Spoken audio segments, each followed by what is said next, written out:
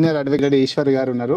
అయితే అట్రాసిటీ కేసుల విషయంలో చాలా మటుకు మనం చూస్తూ ఉన్నాము, అరెస్టులు కావట్లేదు. మరి దానిపైన ఎందుకు కావట్లేదు ఏంది అని చెప్పేసి కూడా మనం మొన్న అడిగి తెలుసుకున్నాము. అన్న నమస్తే. నమస్తే నమస్తే అందరికీ. జై పూలే. అంటే గతంలో అట్రాసిటీ కేసు అయితే ఖచ్చితంగా అరెస్ట్ చేసి రిమాండ్ పంపిస్తుంటే, మరి ఇప్పుడు ఆ పరిస్థితి కనిపిస్తలేదు ఎందుకు?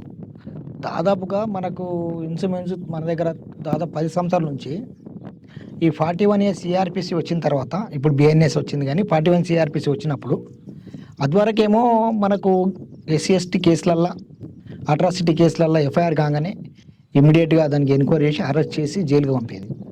తదుపరి ఏమైందంటే తర్వాత 41A సిఆర్పి వచ్చేసిన తర్వాత వాస్తవంగా అది స్పెషల్ యాక్ట్, దాంట్లో పరిగణలోకి తీసుకోవద్దు, 41 సిఆర్పి తీసుకోవద్దు.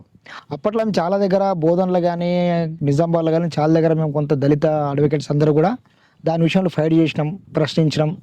కానీ అప్పుడున్న కొన్ని రోజులు మాత్రం ఆగగలిగింది.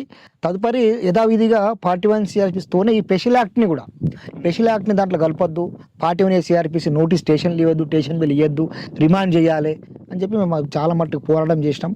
అట్లా చేస్తున్న క్రమంలోనే తర్వాత ఏమైంది, తెలంగాణ ప్రభుత్వం వచ్చిన తర్వాత కంప్లీట్ ఏం చేసిర్రు, అట్రాసిటీ యాక్ట్ ఏదైనా సరే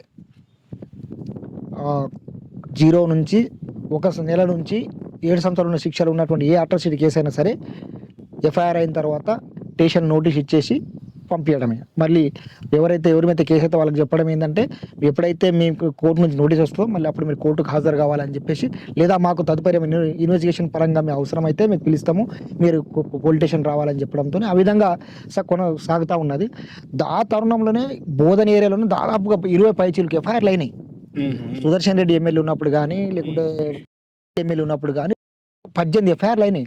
అంతకుముందు ఉమ్మడిగా బోధన్ డివిజన్ ఉమ్మడిగా జాన్ కంపెనీ జుక్కలు ఉన్నప్పుడు కూడా అప్పుడు కూడా 25 నుంచి 30 ఎఫ్ఐఆర్లు అయినాయి. అప్పుడు కూడా చాలా ఫైట్ చేసినాం. డీజీపీ ఆఫీస్ హైదరాబాద్ దాకా అయ్యా ఇది అట్లా కాదు, ఇది టీఆర్పీసీ దాంట్లో పరిధి తీసుకోవద్దు, ఇది స్పెషల్ యాక్ట్ కాబట్టి మీరు దీన్ని చెప్పండి, గైడ్లైన్స్ ఇవ్వండి అని గవర్నమెంట్కు మేము అప్పుడు ఉన్నప్పుడు మా కమిటీ తరఫున, సంఘాల తరఫున చాలా మంది రిఫరెన్స్ ఇవ్వడం జరిగింది, ప్రజెంటేషన్ చేశారు. ఎవరికి చెప్పినా, పోలీస్ యంత్రాంగం చెప్పినా, ఇక్కడ ఉన్నటువంటి పొలిటికల్ నాయకులకు చెప్పినా, మినిస్టర్లకు చెప్పినా, ఎవరికి చెప్పినా ఐదవిధిగా సాగుతూనే ఉన్నది. ఆ మధ్యలో మరీ ఏమైంది, ఈ కేంద్ర ప్రభుత్వం బీజేపీ ప్రభుత్వం వచ్చిన తర్వాత మళ్ళీ దాంట్లో గైడ్లైన్స్ వచ్చేసినాయి. ఏమన్నారు అప్పుడు మళ్ళీ, ఇది 41 సిఆర్పిస్లో నోటీస్ ఇస్తూ స్టేషన్ బిల్ మాదిరి ఇస్తున్న క్రమంలోనే మళ్ళీ ఏం చేశారు, అరే ఇట్లా కూడా కాదు, ఇది కంప్లీట్గా ఇప్పుడున్నటువంటి అగ్రవర్ణాల రాజకీయ పార్టీలు కానీ, బీజేపీ ప్రభుత్వం కానీ, కాంగ్రెస్ కానీ, టీఆర్ఎస్ కానీ అన్ని కుమ్మక్కై దళితులకు ఒక ఈ కవచం లాగా పనిచేస్తున్నది, ధైర్యంగా ఉంటున్నది. దీన్ని తీసేస్తే వీళ్ళు ఎక్కడి నుంచి వచ్చిన అక్కడి నుంచి వెళ్ళిపోయే పరిస్థితి ఉంటుంది, వీళ్ళు ప్రశ్నించే పరిస్థితి ఉండదు, రాజకీయంగా ఎదిగే పరిస్థితి అని చెప్పేసి అట్రాసిటీ యాక్ట్ తీసేయాల ఉద్దేశంతో, దురుద్దేశంతో సుప్రీంకోర్టు ద్వారా గైడెన్స్ తీసుకొచ్చారు. ఏమని తీసుకొచ్చారు అప్పుడు, ఇంకా మళ్ళీ విచిత్రంగా ఎఫ్ఐఆర్ ఇమ్మీడియట్ చేయొద్దు, కేసు కరెక్ట్ ఉందా లేదా, జెన్యున్ కేసులో పసం ఉందా లేదా, అసలు ఇది కరెక్ట్ కేసేనా అని చెప్పి ఇన్వెస్టిగేషన్ చేసిన తర్వాత మొత్తం దర్యాప్తు అయిన తర్వాత ఎఫ్ఐఆర్ చేయాలి, అరెస్ట్ చేయొద్దు, ఏం చేయదని ఈ విధంగా గైడ్లైన్ తీసుకొచ్చింది సుప్రీంకోర్టు. అప్పుడే దళిత సంఘాలంతా, ఎస్సీ ఎస్టీలంతా ఏకమై గల్లీ నుంచి ఢిల్లీ వరకు ఉద్యమాలు చేశారు. దాంట్లో మేము కూడా పాల్గొన్నాం. ఢిల్లీ నడిబొడ్డులా అప్పుడు మేము అందరం కలిసి 3 రోజులు ధర్నా చేస్తే అప్పుడు ఉన్నటువంటి కేంద్ర ప్రభుత్వం మెడలు వంచి అప్పుడు పార్లమెంట్లో బిల్లు పెట్టి మళ్ళీ యథావిధిగా అన్నారు. యథావిధిగా అంటే మనం ఎస్సీ ఎస్టీ సోదరులు ఏమనుకోరు అంటే, అప్పుడు యథావిధిగా ఉన్నట్టు ఎఫ్ఐఆర్ కాగానే అరెస్ట్ అవుతారు, జైలుకి పోతారని మన వాళ్ళు అనుకున్నారు. కానీ దాదాపు అది జరిగి కూడా 10-12 సంవత్సరాలు అవుతుంది. అది అట్లనే నడుస్తూ ఉంది. కానీ ఇప్పటిదాకా ఏ దళిత సంఘాలు కానీ, మాల సంఘాలు కానీ, మాదిగ సోదర సంఘాలు కానీ, ఎస్సీ ఎస్టీలు కానీ, ఈ ఎస్టీలకు అయితే దాని మీద అవగాహనే ఉండదు. అసలు ఆ యాక్ట్ ఉందా లేదా అనే విషయం కూడా తెలియదు, రిజర్వేషన్ ఎట్లా వచ్చింది అనే విషయం కూడా తెలియదు. వచ్చినట్టుగా ఉపయోగించుకుంటున్నారు, అంచెలంచెలు ఎదుగుతున్నారు, అన్ని రంగాలు ఎదుగుతున్నారు. కానీ ఇది ఎవరి వల్ల వచ్చింది, రాజ్యాంగం వల్ల మనకి ఎలాంటి ఫలాలు వస్తున్నాయి, ఇవన్నీ ఏం అవగాహన లేని ఎస్టీ సమాజం.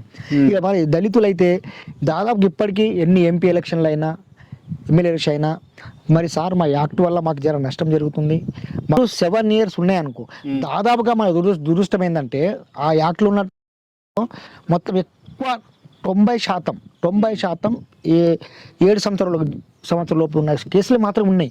ఆ శిక్షణలే ఉంటాయి, ఆఫెన్సెస్ ఉన్నాయి కాబట్టి అవి జరుగుతున్నాయి. ఓన్లీ లేడీస్ అగ్నెస్ట్ ఉండి మర్డర్ ఉంటే, అటెండ్ మర్డర్ ఉంటేనే, దాంతో పాటు SC ST ఉంటే, లేకపోతే పోక్సో ఉంటే, దాంట్లో SC ST ఉంటే మాత్రమే జైలుకు. ఇక రిమైనింగ్ అన్ని ఆ చట్టంలో ఉన్న సెక్షన్లు ఏ జరిగినా up to maximum station notice ఇస్తున్నారు, స్టేషన్ బిల్ ఇచ్చేస్తున్నారు. దాని మీద ఏ ఒక్క అంటే మొత్తానికి అరెస్ట్ ఉంటుంది ఇంకా వాళ్ళది. నీకు అరెస్ట్ లేదు, నీ మీద సపోజ్ ఉదాహరణ నీ మీద అట్రాసిటీ కేసు అయింది, సరే నువ్వు కులం పేరు తుట్టినవనో, లేకుంటే వాటర్ దగ్గరనో, లేకుంటే వ్యవసాయ భూముల దగ్గరనో, లేకుంటే బావుల దగ్గరనో, వాటర్ దగ్గరనో, ఇంకేదో గవర్నమెంట్ ఆఫీస్ దగ్గరనో, ఇంకేదో రకరకాల దగ్గర జరిగిన ఆఫీసెస్ ఏదన్నా ఉండేయండి, ఇమీడియట్ FIR చేస్తారు. FIR చేసిన తర్వాత ఆ FIR ఎవరైతే దరఖాస్తులు ఉంటాడో వాళ్ళ స్టేషన్లో ఉంటాడు, FIR తీసుకోరు. కానీ ఎవరి మీద కేసు అవుతుందో అతనికి ఇమీడియట్ నోటీస్ ఇచ్చి అతను వెళ్ళిపోతా ఉంటాడు. ఈయన దరఖాస్తు స్టేషన్లో ఉంటాడు, దానికన్నా ముందు వెళ్ళిపోతుంది వాడు. ఎవరి మీదకి అయితే వాడు మనకన్నా ముందు వెళ్ళిపోతున్నాడు. కానీ ఎవ్వరు కూడా దాని విషయంలో కేంద్ర ప్రభుత్వం కానీ రాష్ట్ర ప్రభుత్వం కానీ ప్రశ్నించేవాడు కానీ, అడిగినోడు కానీ, రిప్రజెంటేషన్లు కానీ, ప్రజెంటేషన్ ఎవరు చేయడం లేదు. అనేక వందల పుట్టగొడుగుల దళిత సంఘాలు ఉన్నాయి, SC సంఘాలు ఉన్నాయి, అన్నీ ఉన్నాయి. ఇవి దేనికి ఉన్నాయి? ఓన్లీ ఓట్లు అమ్మడానికి మాత్రమే ఉన్నారు మనోళ్ళంతా. SC సామాజిక వర్గంలో అందుకే మంది ఎమ్మెల్యేలు ఉన్నారు, మినిస్టర్లు ఉన్నారు, వాళ్ళేం పట్టించుకుంటారు. అటువైపుకి పోతే మనము సామాన్య జనము ఎప్పుడు వాళ్ళ కేసు అవుతుందో అప్పుడు మాత్రమే గుర్తొస్తుంది దీంట్లో, అరే అరెస్ట్ లేవంట. మరి ఎందుకు లేవు? ఎవరి చేత అడగాలి, ఎవరికి ప్రశ్నించాలి, ఎవరి చేత అవుతుందని ఎవ్వరూ ఆలోచించడం లేదు. చాలా సంఘాలు ఉన్నాయి కానీ ఏంటికి పనికి వస్తాయంటే ఓన్లీ ఎలక్షన్ టైంలో వచ్చి వాళ్ళ సంఘాలను ఓట్లు కొనుక్కోవడమే, అమ్మడమే, తాకట్టు పెట్టడం తప్ప వాళ్ళ సంఘాలకి ఏం తెలియదు. అంతకుమించి సంఘాలు తయారు చేయడము, సంఘాలను తీసుకుపోయి ఎలక్షన్ టైంలో తాకట్టు పెట్టడం, మార్గేజ్ చేయడం, ఓట్లు ఆ పార్టీకి అమ్మేయడం, ఇది తప్పించి సంఘాలకు వేరే పని లేదు. 100 సంవత్సరాలు గడుస్తున్నప్పటి సంఘాల వల్ల ఒరిగింది ఏం లేదు. అందుచేత ఏం చేయాలంటే ఇప్పుడు అనేక మారు ఎలక్షన్ చూస్తూ ఉన్నాము. ఏ ఎలక్షన్లో కూడా ఏ సంఘం అన్నా సార్ ఒక ఎమ్మెల్యేకు మా యాక్ట్ పదిలం కావాలి, మా యాక్ట్ గట్టిగా ఉండాలి, లేకుంటే మా యాక్ట్లో SC ST యాక్ట్లో కేసు కానీ ఇమ్మీడియట్ అరెస్ట్ కావాలని ఎవరు ఏ ఎమ్మెల్యేకి కానీ ఏ ఎంపీకి కానీ ఎవ్వరు అడగరు. ఎంతసేపు మాకు కమిటీలు కావాలి, టెంట్లు కావాలి, బొగన్లు కావాలని అడుగును తప్ప మా యాక్ట్ పదిలంగా కావాలి సార్, మా యాక్ట్ గట్టిగా ఉండాలి, కేసులు కావాలి, అరెస్ట్ కావాలని ఎవ్వరు అడగరు. మొన్న కొలిప్యాకకు సంబంధించిన ఇష్యూలో మీరు బాగా చెప్పండి అన్న. కొలిప్యాక్ విషయంలో కూడా అది అట్రాసిటీ యాక్ట్ అయింది. అక్కడ అట్రాసిటీ యాక్ట్ దానిలో కూడా అప్ టు 7 years మాత్రమే ఉన్నాయి. వాళ్ళకి స్టేషన్ బిల్ ఇవ్వడం జరిగింది. స్టేషన్ బిల్ ఇచ్చినప్పటికీ కూడా దాంట్లో పక్కడబందిగా మేము వెనుకుండి, మా దగ్గర బంధువులు అవుతారు వాళ్ళు, మేము ఉన్నాం కాబట్టి కేసుని పట్టీలంగా మొదటి నుంచి ఇన్వెస్టిగేషన్ కంప్లీట్ అయ్యే వరకు, ఛార్జ్షీట్ ఫైల్ అయ్యే వరకు పక్కడబందిగా ఎక్కడ తగ్గకుండా పర్ఫెక్ట్గా ఏది మిస్ కాకుండా ప్రాపర్గా ఇన్వెస్టిగేషన్ చేయించినాం, ప్రాపర్గా ఛార్జ్షీట్ ఫైల్ చేయించినాం. తర్వాత కేసు విధానం వచ్చిన తర్వాత సాక్షులు కూడా అందరూ కేసుని సపోర్ట్ చేశారు, మద్దతు చేశారు, పర్ఫెక్ట్గా ఎవిడెన్స్ చెప్పారు. దాని మీద న్యాయస్థానం కూడా గొప్పగా ఎవిడెన్స్ వచ్చిన తర్వాత దాని మీద తీర్పు ఇవ్వడం జరిగింది, వాళ్ళకి శిక్ష పడడం జరిగింది. కానీ ఇదంతా ఒక దిక్కు పెడితే మనం ఈ సంఘాలను ఏం చేయాలంటే ఎలక్షన్ వచ్చినప్పుడు టెంట్లు, బొగాన్లు, ఇవి టెంట్లు అడుక్కోవద్దు. అరే నాయన మా యాక్ట్ గురించి మీరు మాట్లాడండి, MP అయితే నువ్వు పార్లమెంట్లో మా యాక్ట్ గురించి మాట్లాడు, ఎమ్మెల్యే అయితే నువ్వు అసెంబ్లీలో మాట్లాడు. మన జాతి SC ST ఎమ్మెల్యేలు, ఎంపీలు మస్తు మంది ఉన్నారు, మినిస్టర్లు ఉన్నారు, కానీ ఆ సార్కు ఈ యాక్ట్ మీద అవగాహన ఉండదు. ఎంతసేపు మన జాతికి టెంట్లు, బొగాన్లు పంచేద్దామా, కమిటీలు పంచేద్దామా ఉంటుంది, కానీ యాక్ట్ మనం 10 పెట్టాలని ఎవడు ఉండడు. ఇదివరకు దాకా తెలంగాణ వచ్చిన తర్వాత ఈ 10 సంవత్సరాలు అయిపోయి 15వ సంవత్సరం నడుస్తూ ఉన్నది. కానీ ఇప్పటిదాకా ఎవరు కూడా అసెంబ్లీలో మన యాక్ట్ గురించి కానీ, మన దళిత ఎమ్మెల్యేలు కానీ, ST ఎమ్మెల్యేలు కానీ మన యాక్ట్ మీద మాట్లాడినట్టు లేడు.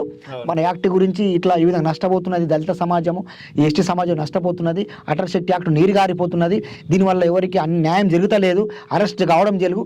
కాబట్టి ఇవన్నీ దీన్ని దృష్టిలో పెట్టుకొని అగ్రవర్ణాలు మళ్ళీ దళితుల మీద, ఎక్స్ల మీద దాడులు చేయడం జరుగుతూ ఉన్నదని చెప్పి ఎవ్వరూ కూడా ఒక ఎమ్మెల్యే కానీ, MP కానీ, పార్లమెంట్లో కానీ, అసెంబ్లీలో కానీ ఎవరు మాట్లాడిన పాపన లేదు.